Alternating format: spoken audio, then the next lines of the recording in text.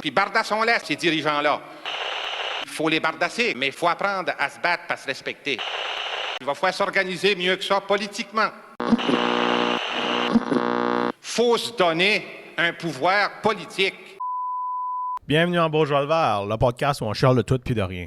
Aujourd'hui, on jase avec Éric Dahl, l'un des candidats à la présidence de la Société de l'Acadie du Nouveau-Brunswick.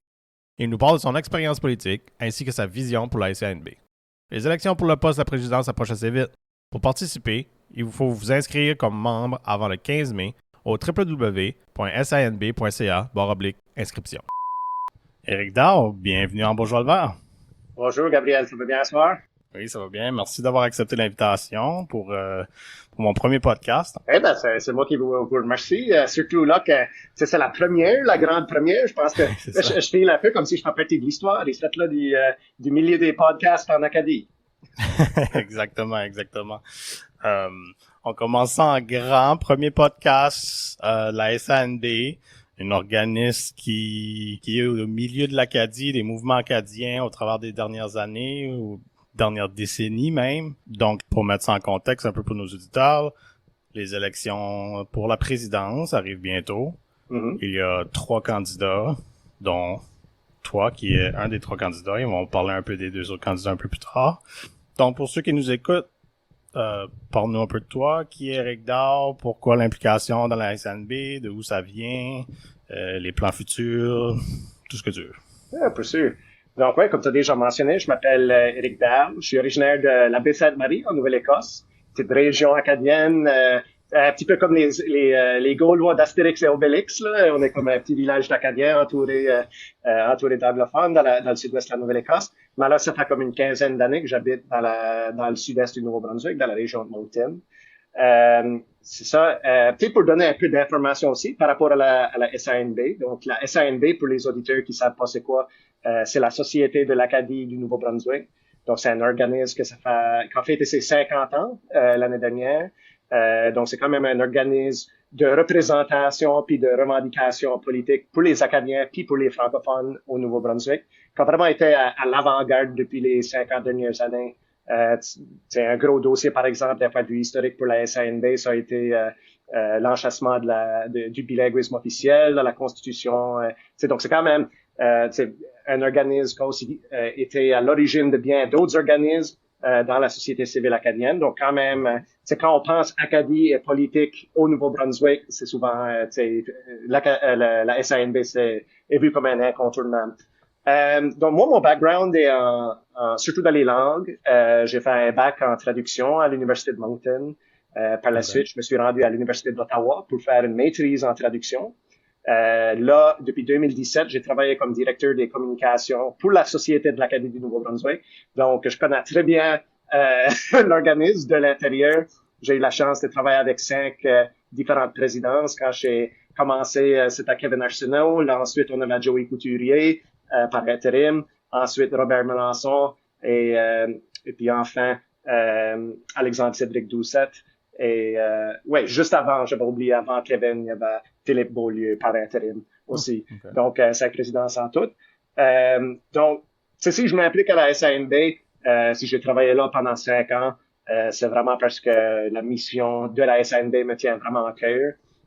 Comme on sait bien, au Nouveau-Brunswick, même si les Acadiens et les francophones ont grandement avancé dans l'obtention de nos droits, et que certains droits qui sont même reconnus dans la Constitution du pays, il demeure quand même que c'est quand on regarde au contexte actuel avec le gouvernement à Fredericton qui s'en est pris à nombreuses reprises à travers les dernières années, pas juste envers la communauté acadienne, mais aussi la communauté autochtone, les minorités de genre, etc.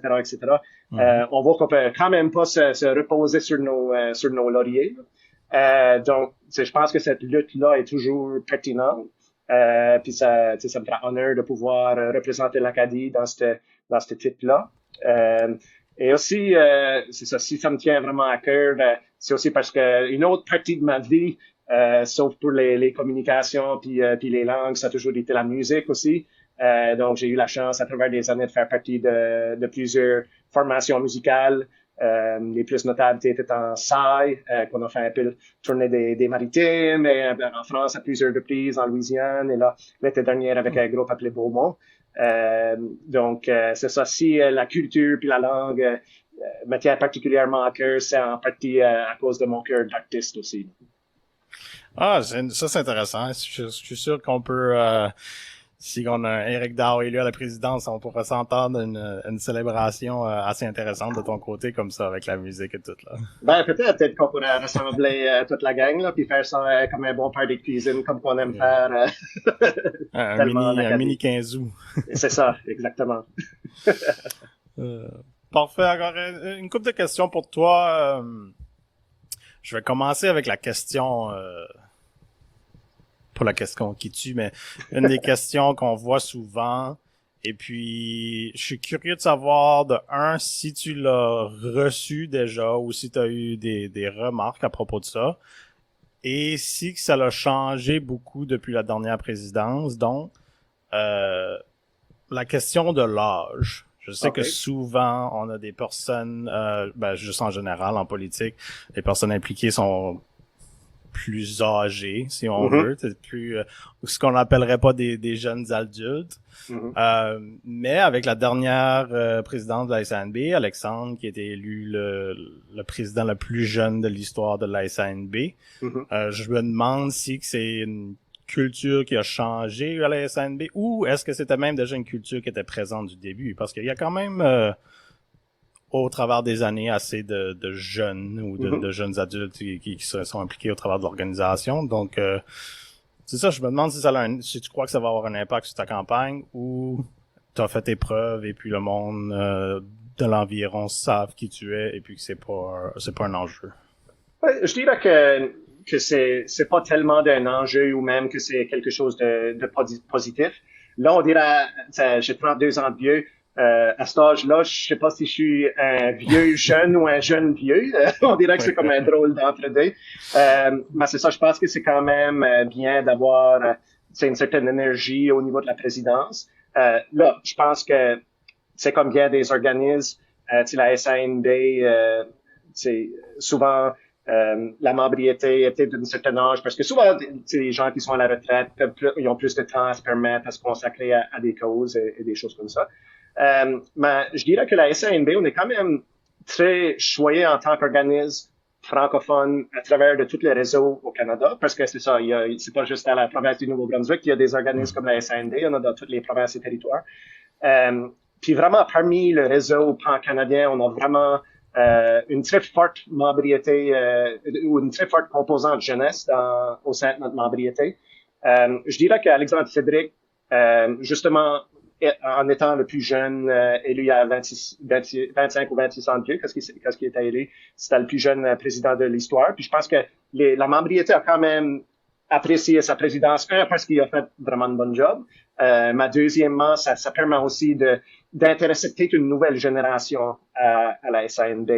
Je pense que la présidence d'Alexandre est quand même une bonne comparaison dans la mesure que lui, il était étudiant en droit pendant son premier mandat.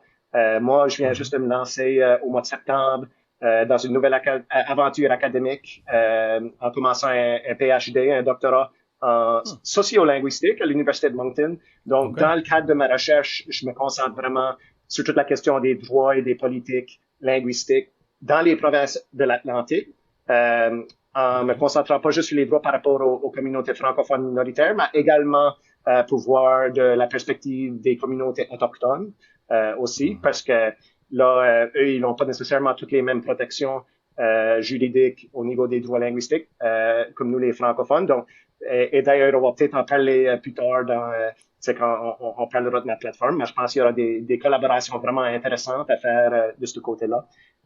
Donc, en tout cas, toute la question des droits linguistiques, des politiques linguistiques, c'est quoi qui me passionne. J'ai décidé d'en faire ma vie vraiment avec ma recherche. Puis je pense que, justement, le dernier président a pu démontrer que c'est la position de la présidence de la SANB, avec un peu de discipline, c'est quand même possible de faire la balance avec des études au cycle supérieur. Donc, c'est un peu pour résumer au niveau de ta question pour l'âge. Je pense que c'est ça.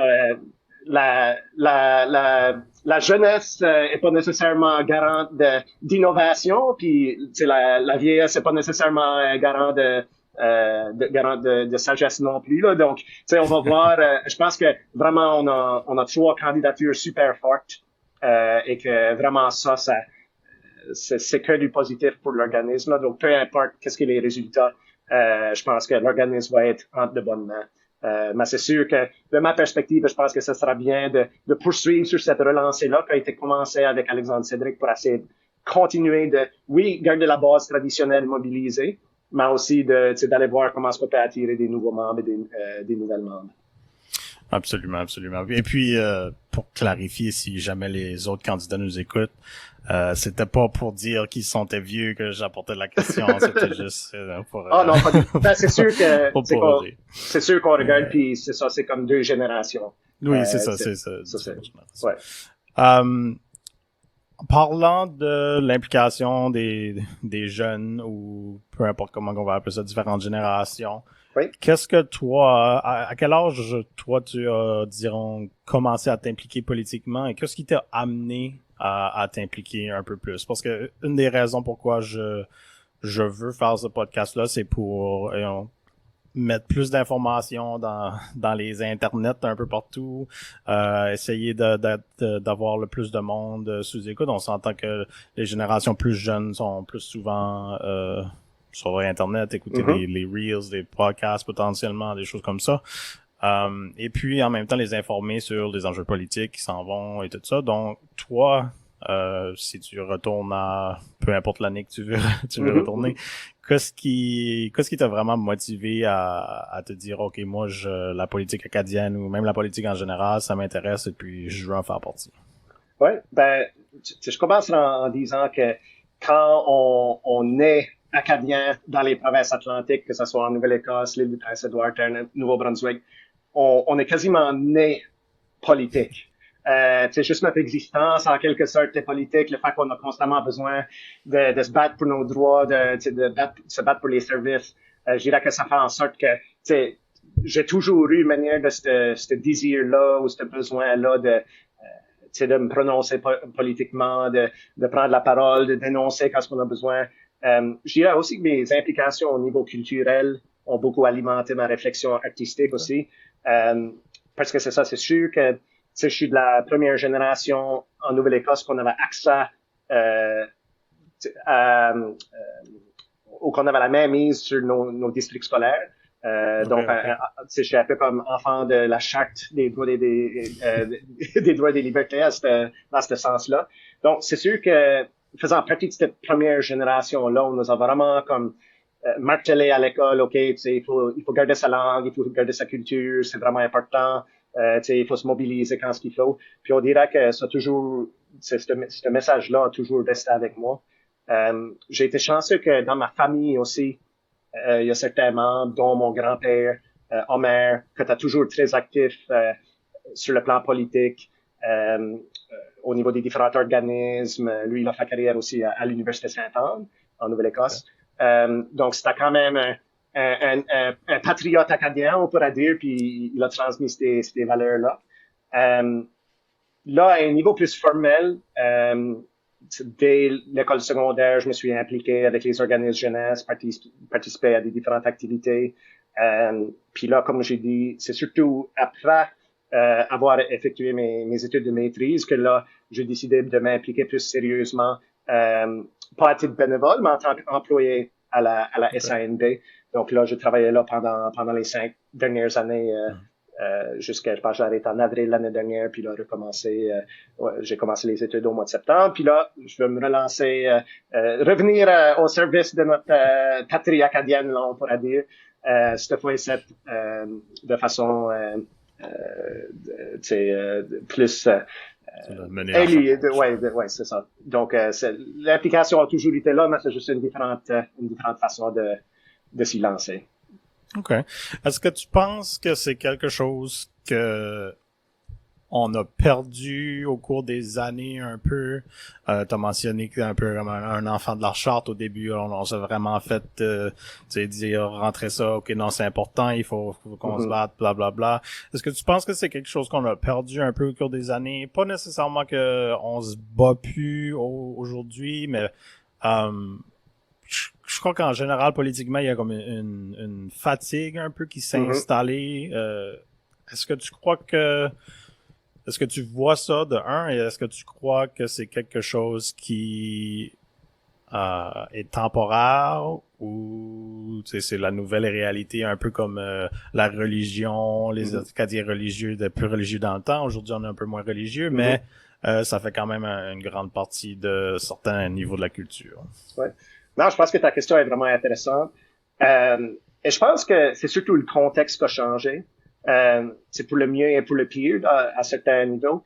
Je pense que c'est sûr que du côté plus positif, c'est peut-être un certain relâchement au niveau de, c'est vraiment la grande revendication, qu'on monte dans les rues puis on bloque le trafic. C'est peut-être en partie parce que la situation s'est améliorée. Il y a quand même malgré le fait qu'avec le gouvernement qu'on a à Fredericton en ce moment, puis certaines tensions qui peuvent exister, on n'est toujours pas, on n'est pas en 1950 non plus. Ça, c'est sûr que comme le sort des Acadiens et des Acadiennes, des francophones, s'est beaucoup amélioré. Donc, je pense, à un certain niveau, c'est normal qu'il y ait une certaine détente à ce niveau-là. De l'autre côté, comme je disais, il y a toujours des dossiers qui sont pas terminés. Il y a toujours du progrès à faire. On va jamais atteindre la perfection, donc je pense que il faut toujours continuer ce travail politique-là, même s'il change à travers des années. Je crois que au niveau de surtout la jeunesse ou comme l'implication des jeunes dans la société civile en général, je pense que puis ça c'est pas juste à la SANB, c'est vraiment dans tous les différents types d'organismes. Il y a peut-être un sentiment qu'il y a moins d'implication de la part des jeunes. Mais je pense que quand tu regardes le monde auquel les jeunes font face aujourd'hui, avec les dettes d'études, avec la crise climatique, avec toutes les guerres qui se produisent sur la planète en ce moment, on dirait que là, l'attention est peut-être ailleurs. Parce que des gens peuvent plus se permettre d'avoir des enfants parce que ça coûte trop cher.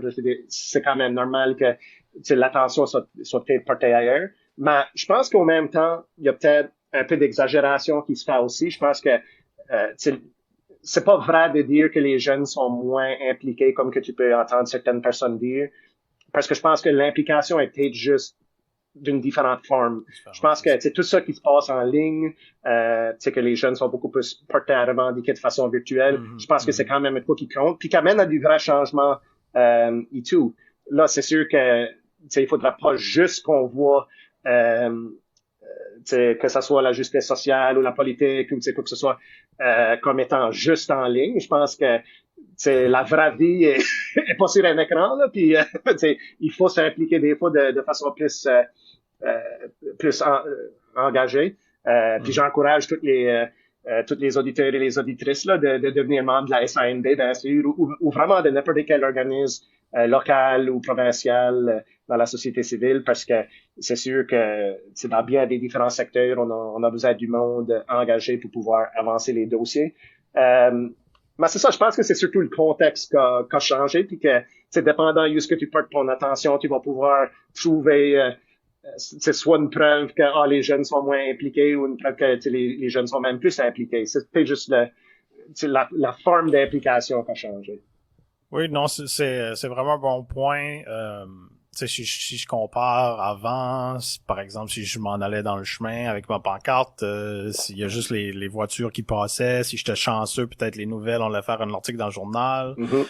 Aujourd'hui, tu peux faire un post Facebook, puis ça peut aller viral, boum, puis t'as 2 millions de personnes qui ont vu ton message, puis ça t'a pris 30 secondes, boum, boum, écrire ça, puis... C'est ça, puis...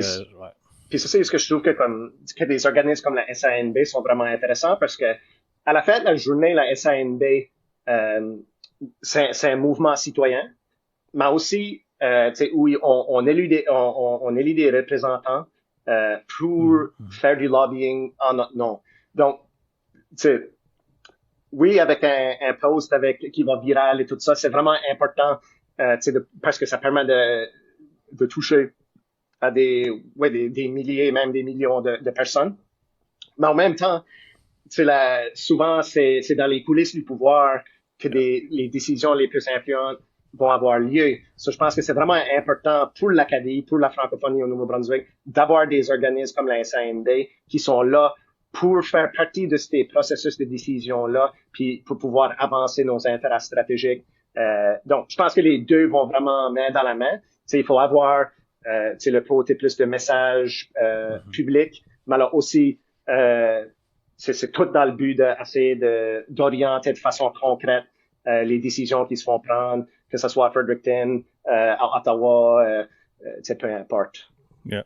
Non, totalement. C'est quelque chose que peut-être qu'on en remarque plus maintenant, comme on voit beaucoup de choses qui sont faites en ligne, mais on n'a pas l'organisation sociale ou une organisation comme la SANB derrière nous pour supporter les mouvements ou pour faire du lobbying, comme tu as dit, ou les changements concrets avec les personnes directement impliquées pour faire peu importe l'enjeu qu'on essaie de changer.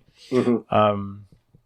Donc sur ça, je pense que c'est un bon segue pour aller à ton premier axe, que tu as fait une vidéo de ta candidature qui est disponible sur tous les réseaux de la CNB. Le premier axe était la pérennité du français. Donc, qu'est-ce que c'est la pérennité du français? Pourquoi tu crois que c'est important? Et qu'est-ce qu'on peut faire? Qu'est-ce que ça mange en hiver? Des choses comme ça. Exactement. Donc, vraiment, la pérennité du français, tout ce que ça veut dire, c'est qu'on veut faire sûr que dans 100 ans, dans 200 ans, 250 ans d'Aster, qu'on soit encore en train de parler français en Acadie du Nouveau-Brunswick. Je pense que ça rejoint un peu plus le mandat traditionnel de la SANB. La SANB a souvent été vue ou décrit comme le chien de garde politique, médiatique, juridique de l'Acadie. Donc, quand je dis politique, on parle de lobbying, les rencontres avec les différents représentants aux différents niveaux de gouvernement. Juridique, parce que ça arrive des fois que les francophones, malheureusement, on se fait brimer dans nos droits linguistiques, puis on a besoin d'un genre de porte-étendard pour pouvoir représenter les intérêts des Acadiens et des francophones au Nouveau-Brunswick devant les cours. Donc, la SANB a traditionnellement joué ce rôle-là. Je pense que ce serait important qu'on continue de le jouer. Et puis là, enfin, au niveau médiatique, il y a plein de dossiers qui peuvent éclater dans les nouvelles. Et quand les médias cherchent pour une perspective acadienne, ça a souvent été vers la SANB qui vont pour voir, OK, qu'est-ce que les intérêts, les aspirations de la communauté sur ces dossiers-là.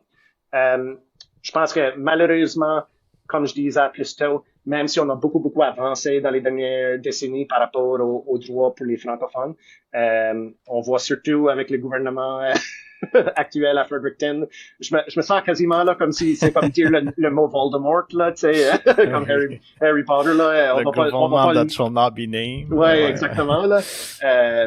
On peut voir avec le gouvernement actuel qu'on peut pas se permettre d'être complaisant. On peut pas se permettre de dire, OK, la bataille est finie, on a nos droits, puis c'est ça. Malheureusement, il faut continuer à se battre. Personnellement, je pense que, en tant que potentiel président de la SANB, que mon objectif, c'est de travailler pour en sorte que la SANB ait pu à exister. Si un jour on était juste respecté dans nos droits, ça fera mon bonheur, là, je vais me mettre hors d'une job, là, en quelque sorte. Mais c'est ça, on voit de plus en plus de polarisation politique, d'extrémisme religieux, idéologique, surtout avec le gouvernement actuel. C'est vraiment ça m'inquiète beaucoup de voir l'influence des groupes religieux sur le gouvernement. On peut voir avec la nomination de personnes comme Chris Austin au cabinet ou Fatin Grasseshi qui va se présenter candidate aux prochaines élections, que c'est quelqu'un qui a des liens forts avec des groupes religieux assez intenses.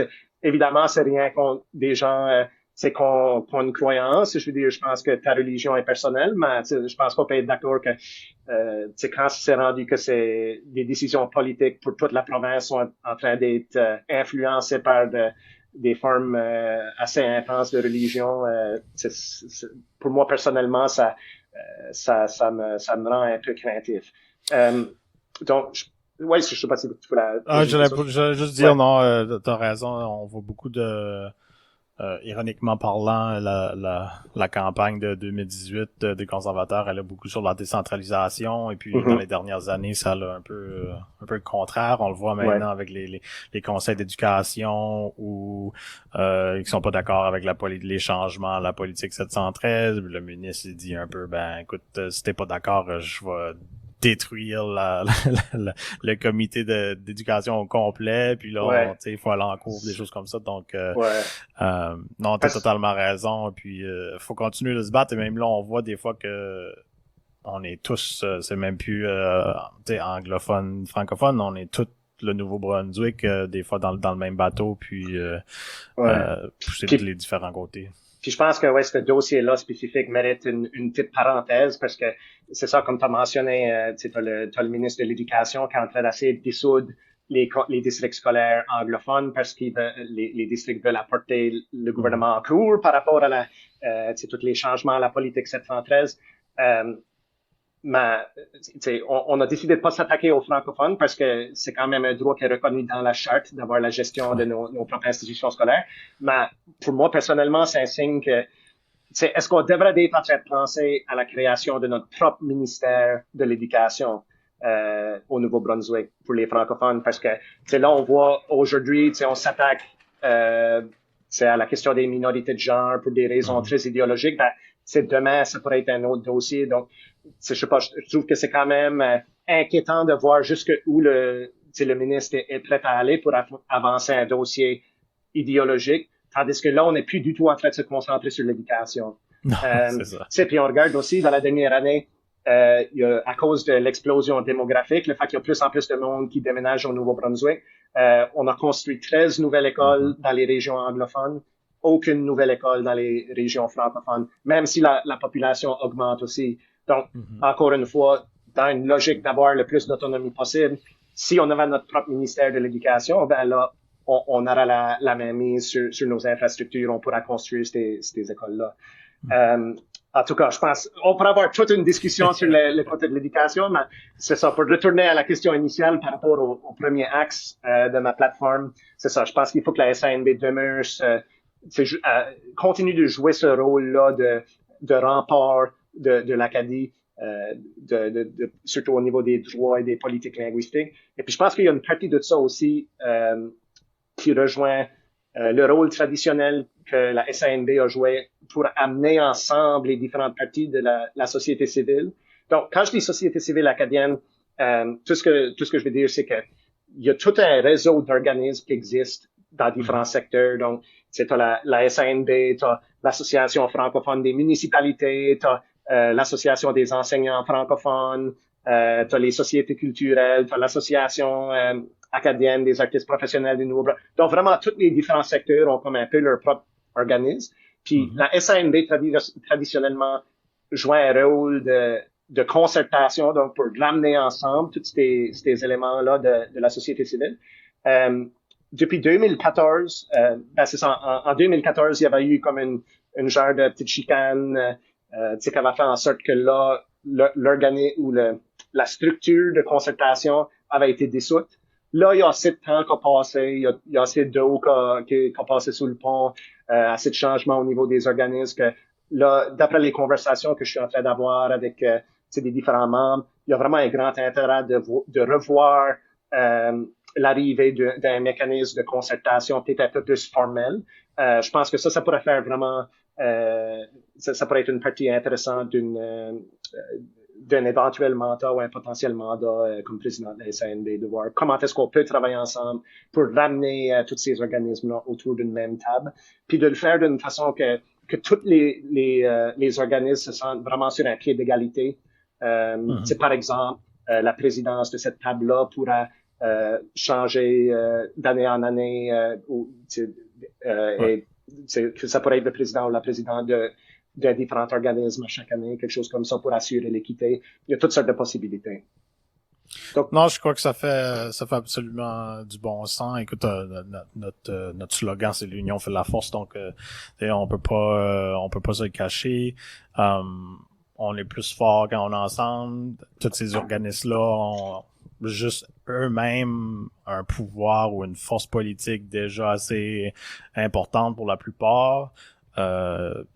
Si on se combine, mais si on se met ensemble pour pousser des enjeux, c'est certain que ça peut pas nuire.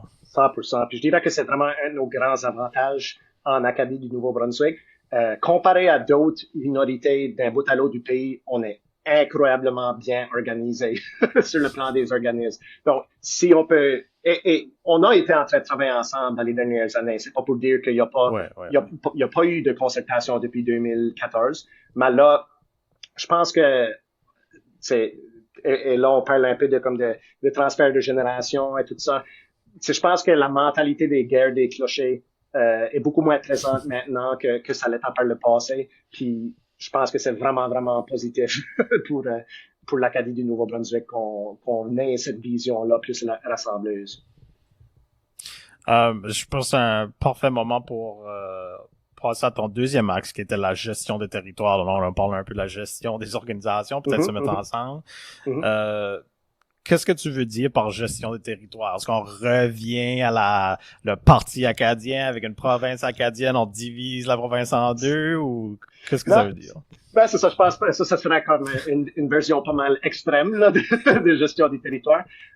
Cela dit, je pense que c'est important pour l'Acadie du Nouveau-Brunswick de viser un maximum d'autonomie sans nécessairement, je pense pas que, le moment sera propice pour la création d'une province acadienne. Je crois quand même à l'idéal du bilinguisme. Je pense que, comme on dit à Pluton, on n'est plus malgré les Higgs de ce monde, les chicanes linguistiques sont beaucoup moins présentes qu'elles l'étaient peut-être dans les 1950. Donc, je crois encore qu'on peut travailler ensemble. Mais un peu comme je disais tantôt avec le dossier de l'éducation, je pense qu'il faut qu'on ait quand même la main mise sur certains dossiers clés. Donc là, au niveau de la gestion du territoire, là, c'est surtout par rapport à toute l'idée de la municipalisation, mais alors aussi qu'est-ce qu'on va faire avec ces nouveaux leviers à l'échelle municipale là. Parce que c'est ça, pour ceux qui ont peut-être moins suivi les nouvelles dans les dernières années, un des dossiers que la société civile acadienne a vraiment fait la promotion, pendant les dernières décennies, c'est la pleine municipalisation du territoire. Donc, jusqu'à l'année dernière, il y avait quand même un assez grand pourcentage des collectivités en Acadie du Nouveau-Brunswick qui n'étaient pas municipalisées. Donc, l'ancien système des districts de services local, au lieu d'avoir des représentants élus par la population, qui vivent dans les villages, dans les collectivités, leur territoire relevait directement de Fredericton. Donc, on avait, me semble que c'était quasiment le tiers des collectivités au Nouveau-Brunswick qu'il n'y avait pas de structure municipale. Donc, ça, tout est palier du gouvernement, c'est qu'on n'avait pas de représentation. Donc, au niveau de notre capacité de se mobiliser, de s'organiser, de développer des infrastructures, développer des projets, on était vraiment à un désavantage. Là, l'année dernière, le ministre Daniel Alain, a mené enfin la réforme municipale. Donc là, l'ensemble du territoire, pas juste chez les francophones, mais également chez les anglophones, se trouve maintenant sous une structure municipale quelconque. Donc là, vous avez vu les changements de nom de certaines municipalités et tout ça. Mais là, c'est comme on a tellement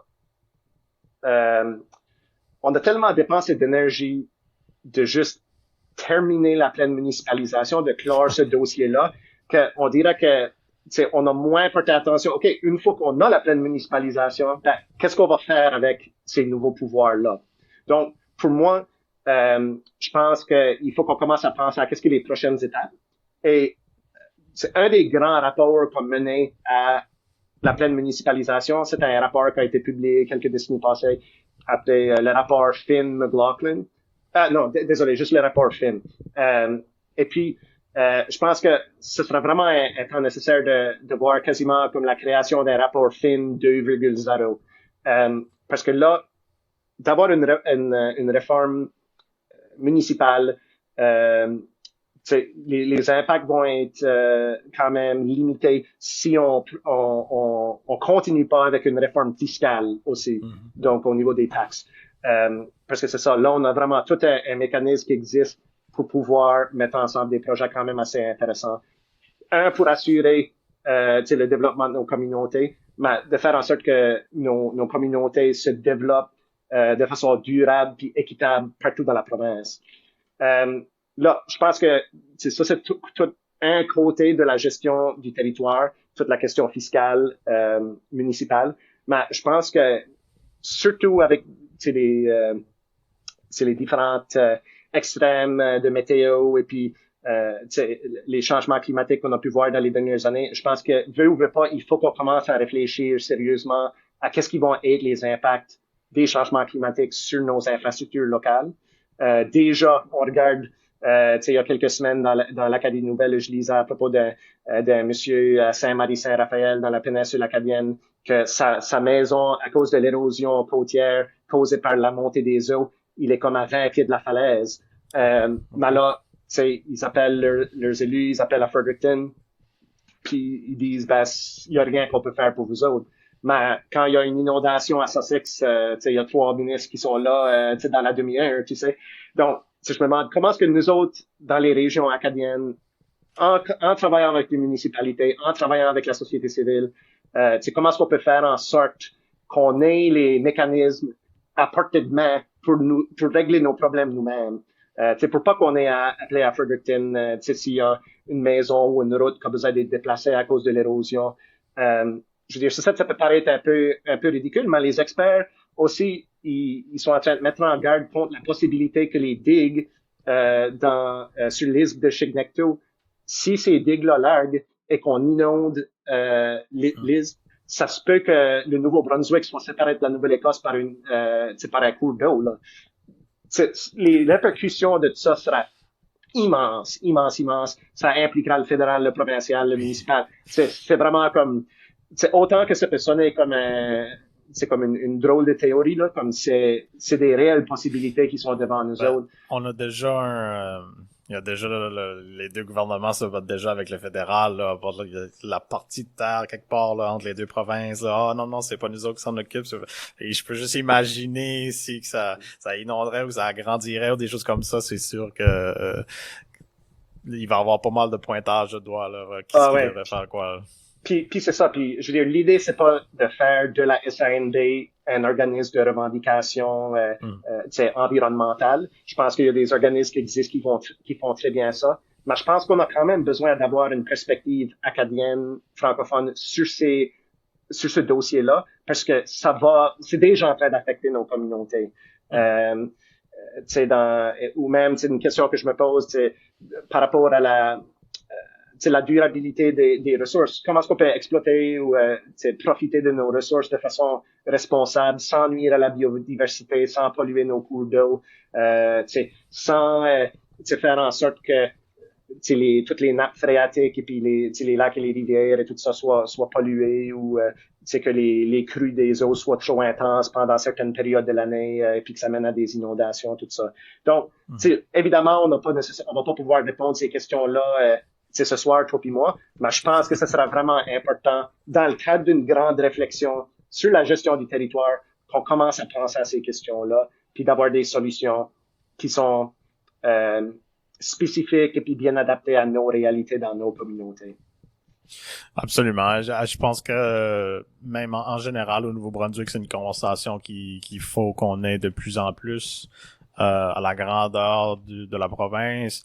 Et puis malheureusement, là, beaucoup des communautés acadiennes, justement, sont dépendantes de ces ressources-là. Juste la pêche, par exemple, est un très gros partie de notre industrie.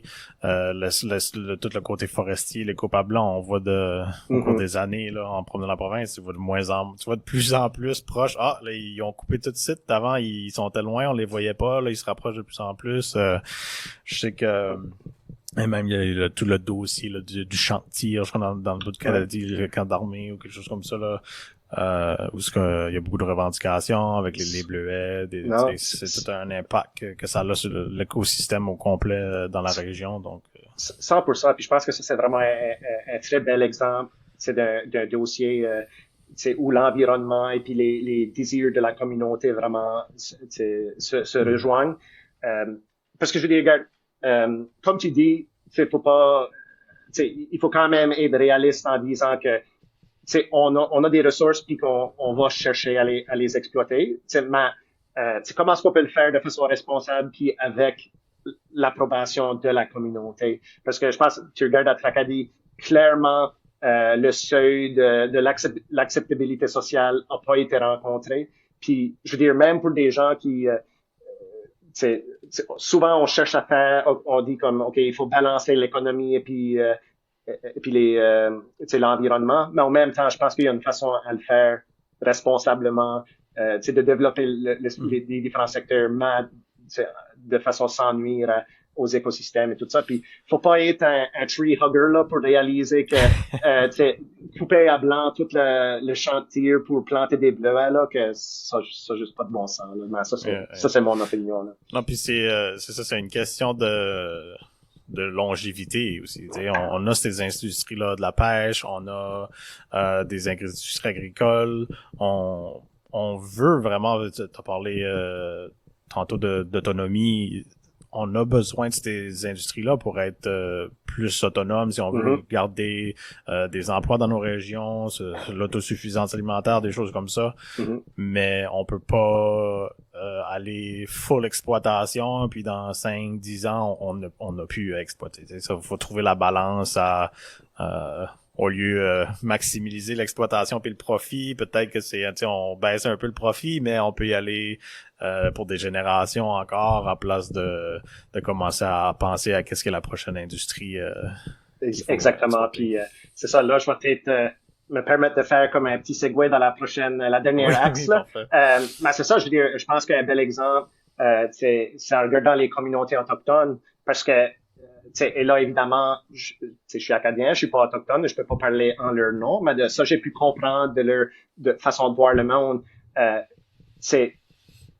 Ils disent pas que, OK, on peut pas, on peut pas consommer des produits de la nature, ou on peut pas s'adonner à de la foresterie ou des affaires de même, mais c'est juste de le faire d'une façon qui reconnaît qu'il y a une relation qui existe entre nous puis notre environnement, puis que si on va trop intensément dans une direction, ben, en fin de compte, on est juste en train de se tirer nous-mêmes dans le pied parce qu'on fait partie de la nature, on fait partie de notre environnement. Donc, ouais. Non, exactement. Et puis, même, on voit de plus en plus, là, je me rappelle plus exactement ce qu'est le nom, c'est comme une façon de faire de l'agriculture sans... à place de tout mettre sur la terre puis faire un gros champ de patates, on va dire comme on fait, c'est utiliser le terrain qu'on a pour faire cultiver ce qui est natif, on va dire, à la région, des choses comme ça. Puis, comme tu as dit, dans les cultures autochtones, c'est vraiment de se servir surtout de ce qu'il y a, de ce qui est disponible de façon raisonnable. Et puis, vraiment, on dit les cultures autochtones, mais c'est ça, on voit ça à la grandeur de la planète. C'est pas juste les Premières Nations au Nouveau-Brunswick, des choses comme ça. Il y a différentes cultures à travers du monde qui ont des approches comme ça. Et puis je sais pas quoi, c'est censé. Je sais pas pourquoi on parle beaucoup du gros bon sens en politique, mais souvent on dirait que le gros bon sens nous échappe quand ça vient à ces questions-là. Donc non, absolument. Et puis les Premières Nations sont définitivement un partenaire, si on veut, pour ces choses-là, et même juste en général, on a parlé de la gestion du territoire, on a parlé des côtés linguistiques, tous ces enjeux-là ont vraiment un impact de leur côté ici qu'on peut travailler ensemble. Dans le fond. 100%. Puis c'est ça, comme vraiment, au niveau des 3 axes que je détaille dans ma plateforme, j'ai l'impression qu'ils s'entrecroisent de plusieurs différentes façons.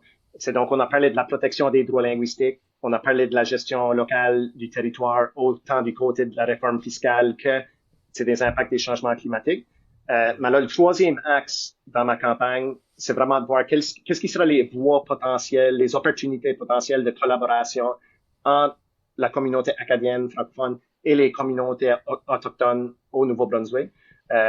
Parce que c'est pour les gens qui s'intéressent un peu à l'histoire de l'Acadie, moi j'aime dire que les nations de la Confédération Wabanaki, donc on pense les Mi'kmaq, les Wolastoqiyik, Pescadormacadie, et là aussi les Abénaquis et les Penobscot aux États-Unis et au Québec.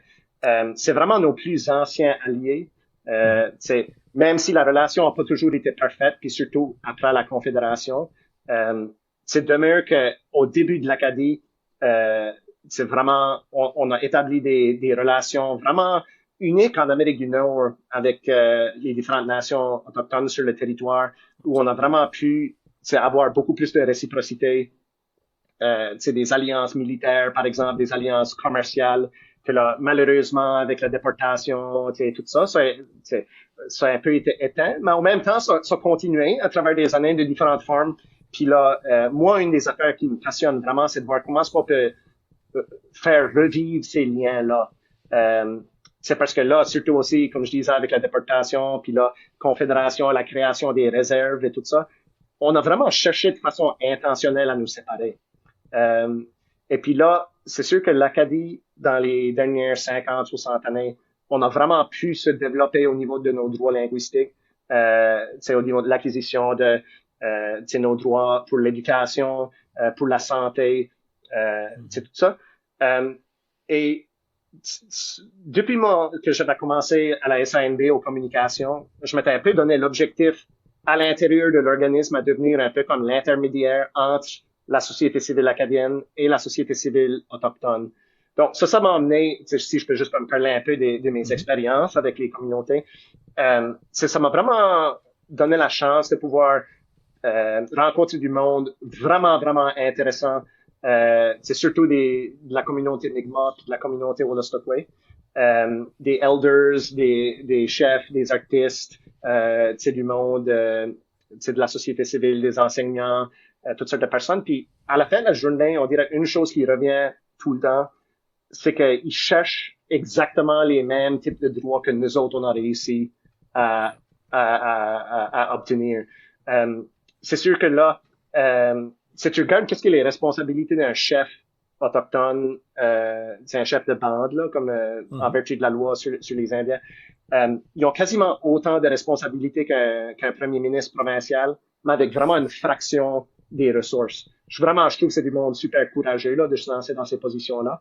Mais là, comme qu'on a vu avec le gouvernement Higgs, qui a décidé unilatéralement de déchirer les accords de partage de taxes et tout ça, ils ont tellement de dossiers pressants que toute la question des droits linguistiques est souvent mis de côté. Parce que quand t'es en train de négocier des contrats, des affaires avec le gouvernement, comme vraiment on va dire que même s'ils reconnaissent que maintenir la langue, c'est un des aspects les plus fondamentaux de la préservation de la culture, on dira toujours que ça prend le côté. Donc là, moi, je veux savoir, vu qu'on a développé une expertise avec la société civile acadienne pour le lobbying, pour les droits linguistiques et tout ça, et qu'il y a une expertise dans la communauté autochtone qui se développe aussi, c'est de voir comment est-ce qu'on peut travailler ensemble en gardant en tête nos alliances historiques pour voir, OK, comment est-ce qu'on peut peut-être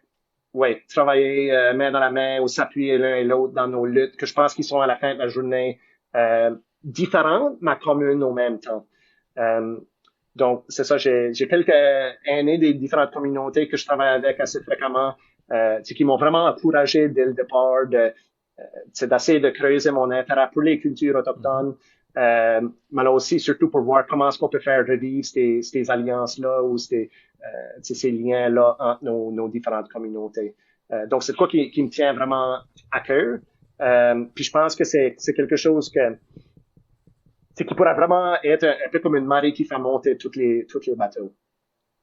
Absolument. Écoute, Faut pas se le cacher, l'Acadie sans les Premières Nations, je sais pas à quoi ça ressemblerait, mais ça ressemblerait pas à rien de ce qu'on a aujourd'hui.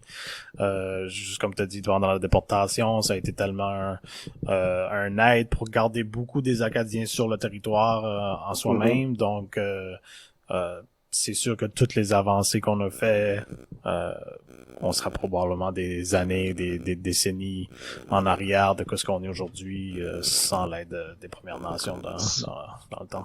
100%. Puis je pense aussi, il y a certaines personnes dans les dernières années qui ont été un peu critiques de cette idée-là. On dit souvent, OK, les Autochtones, c'était nos amis, des choses comme ça. À dire que ça, c'était vraiment comme une vision romantique de la chose. Je pense qu'il y a un peu de vérité à ça, mais il y a quand même une réalité que quand tu regardes vraiment à l'histoire, et pas juste de source acadienne, mais de source autochtone, il y a quand même quelque chose de vraiment, vraiment intéressant et précieux à ces liens-là qui existent entre nous autres. Ça n'a jamais été parfait.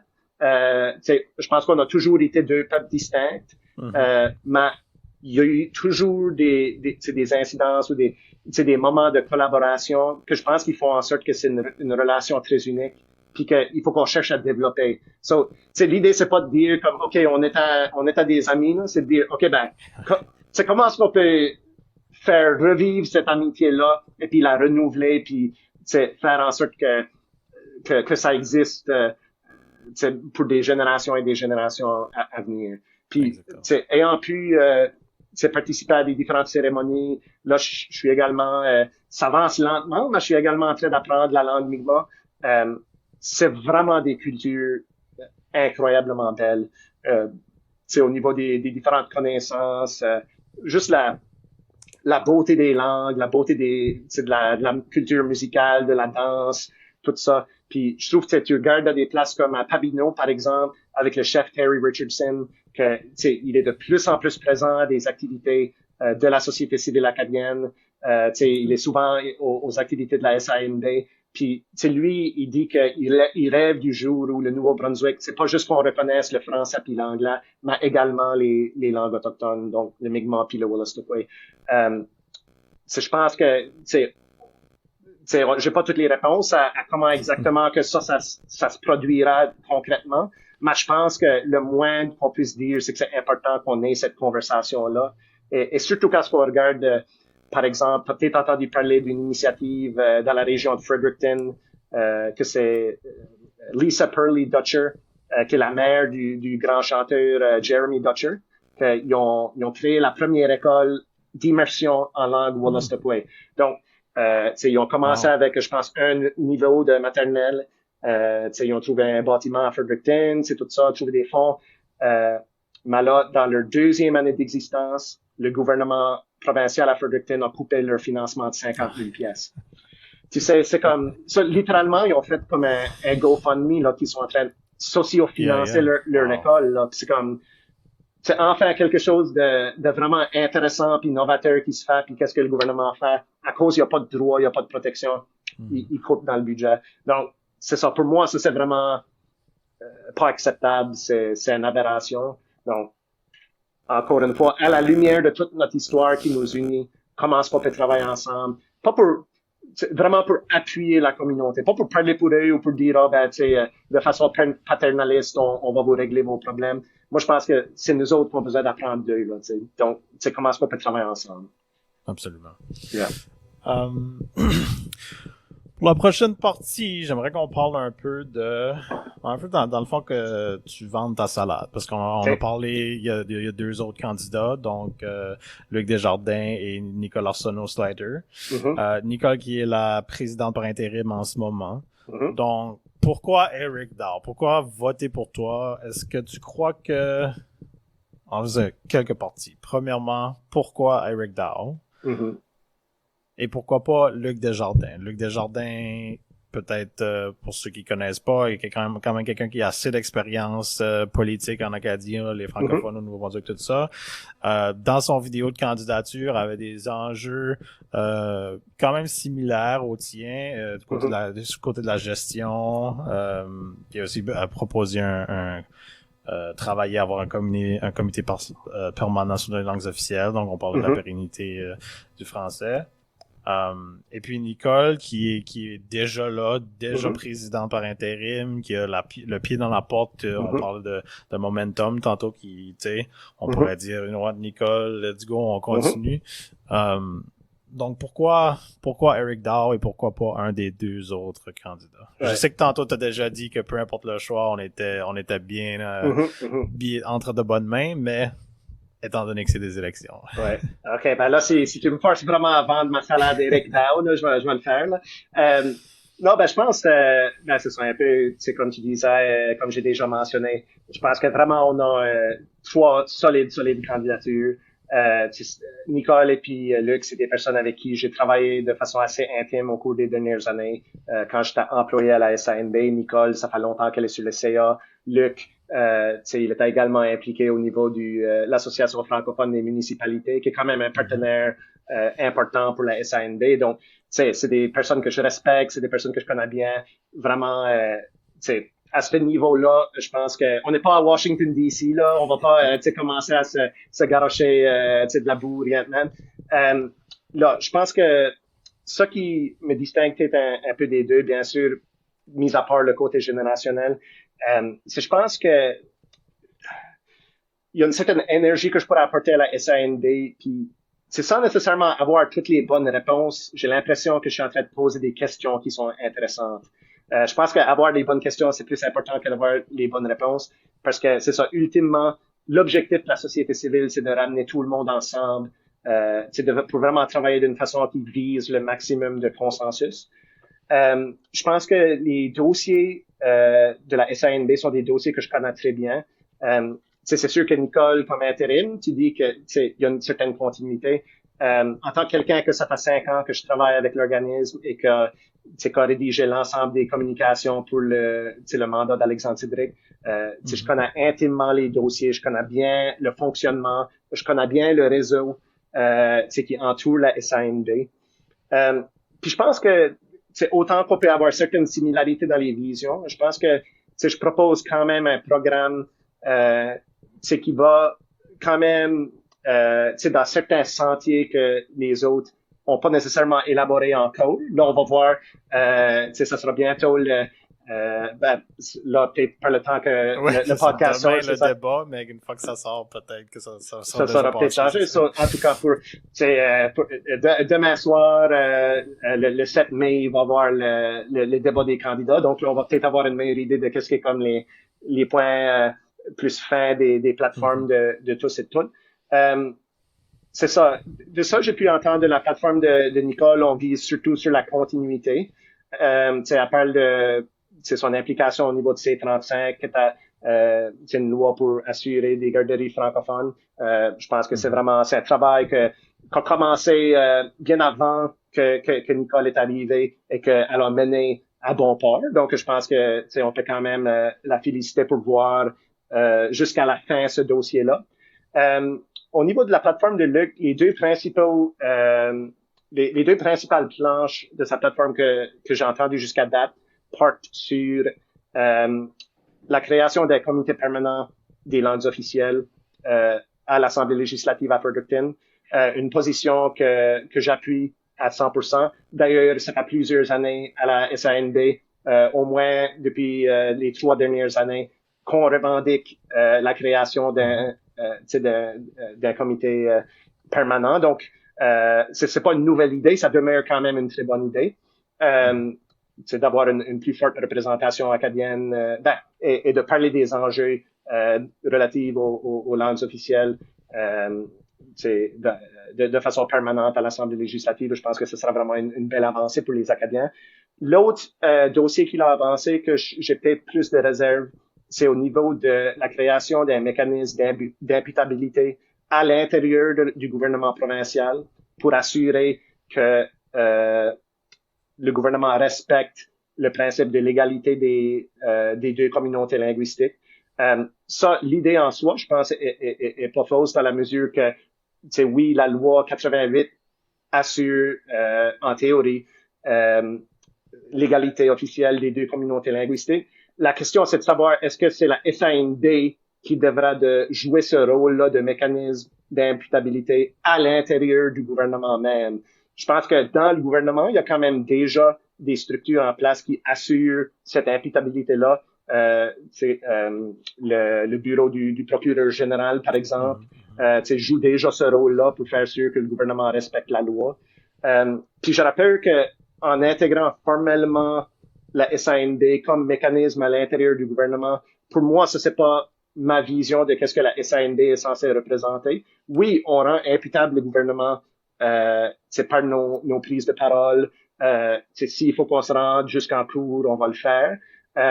C'est de voir ce lien-là formalisé entre la SAND puis le gouvernement provincial. Là, j'aurais peut-être des questions à poser à M. Desjardins demain. Encore une fois, je pense que l'objectif de faire en sorte que la l'égalité des deux communautés linguistiques soit respectée, c'est tout à fait louable. Mais c'est ça, c'est le comment de faire sûr que ça arrive. C'est là qu'on pourra peut-être avoir des différences, surtout que le procureur général joue déjà en quelque sorte le rôle qu'il propose. Donc c'est ça. Je pense que là on peut peut-être voir certaines différences déjà au niveau de ce que proposent les différents candidats. Comme je dis, je pense que tout le monde est là pour les bonnes raisons. On est tous là pour voir avancer l'Acadie du Nouveau-Brunswick. Mais c'est ça, je pense que je pourrais apporter peut-être une certaine vision et puis une certaine énergie que les autres candidats pourraient peut-être pas apporter. Et que c'est ça pour vraiment continuer cette belle lancée-là qu'on a commencé avec la présidence d'Alexandre Cédric Doucette, de voir comment est-ce qu'on peut continuer à renouveler constamment la membriété puis la mission de la SAND. Donc là, ça c'est ma salade.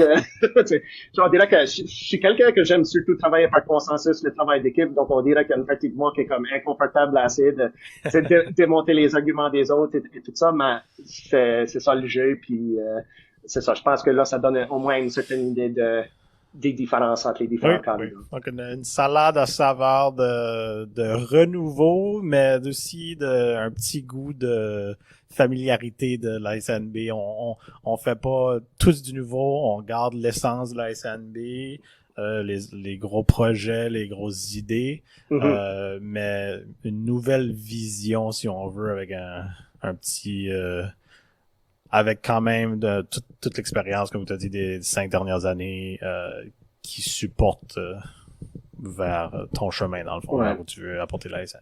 Exactement. Puis surtout aussi, comme je disais, si j'ai décidé de me lancer dans un PhD en sociolinguistique, c'est parce que je suis vraiment passionné par ces questions-là, par ces enjeux-là. J'ai décidé d'en faire ma vie. C'est vraiment mon projet de vie. Puis c'est ça, je pense que il faut que la SANB demeure un mouvement qui cherche à rassembler les citoyens et les citoyennes du Nouveau-Brunswick. Mais je pense que il faut aussi qu'on se voit comme un incubateur social. À travers les années, la SANB, une de ses grandes forces a été de brasser les idées, puis vraiment d'être à l'avant-garde du changement. Donc, si je touche sur des dossiers comme, oui, le survie de la francophonie, mais aussi, OK, qu'est-ce que les liens stratégiques qu'on peut entretenir avec différents groupes? Comment est-ce qu'on peut avoir comme suite à la pleine municipalisation du territoire, comment est-ce qu'on peut aller pour acquérir les mécanismes qui vont nous permettre de vraiment profiter pleinement de cette pleine municipalisation-là. Qu'est-ce qui les impacte au niveau des grands dossiers mondiaux? C'est parce que l'Acadie, on n'est pas isolé, là, on n'est pas dans un vacuum. Des grands dossiers comme les changements climatiques, les mouvements idéologiques, la polarisation, tout ça, ça fait toute partie de notre vécu au Nouveau-Brunswick. Donc, je pense que comment est-ce qu'on peut faire pour rassembler tous ces différents éléments-là, puis de vraiment chercher puis interpeller la population de façon qui fasse avancer nos intérêts communs comme Acadiens et Acadiennes. Absolument. Donc, Éric Dawe, merci beaucoup d'avoir participé à notre premier épisode dans Bourgeois Vert. Un dernier mot de la fin? Je voulais juste dire merci beaucoup. Encore une fois, j'ai l'impression de faire partie de l'histoire des podcasts en Acadie 7. Je vous souhaite vraiment un grand succès avec En Bourgeois le Vert. J'adore le nom. Je trouve que c'est vraiment le fun. Puis ça touche bien sur l'esprit, on dira, du podcast, du moins, c'est comme j'ai pu voir aujourd'hui. Ça, vraiment, je suis vraiment excité pour vous autres, puis j'ai hâte d'écouter les prochains invités, parce que je pense que c'est vraiment toute une aventure là que tu te lances dessus. Ouais, parfait, merci beaucoup, puis bonne chance avec les élections. Merci beaucoup, puis c'est ça. Donc là, un dernier rappel que si vous voulez pouvoir voter aux prochaines élections, faut devenir membre avant le 15 mai. Donc, c'est ça, super facile, sanb.ca/inscription. Même si vous rendez juste sur la page d'accueil, c'est très clair comment devenir membre. Là, le vote sera en ligne du 24 mai jusqu'au 5 juin. Puis là, l'AGA va être le 15 juin à Miramichi. Je pense que ça va être vraiment, vraiment une belle journée pleine d'activités. Donc, suivez la campagne. Peu importe pour qui vous votez, juste faites sûr de voter et de devenir membre. C'est mon message. Parfait. Merci beaucoup. Merci beaucoup, là. Pour en savoir plus sur le podcast, suivez-nous sur Facebook, Instagram, YouTube et ex-Twitter au ABJV. On se voit au prochain épisode.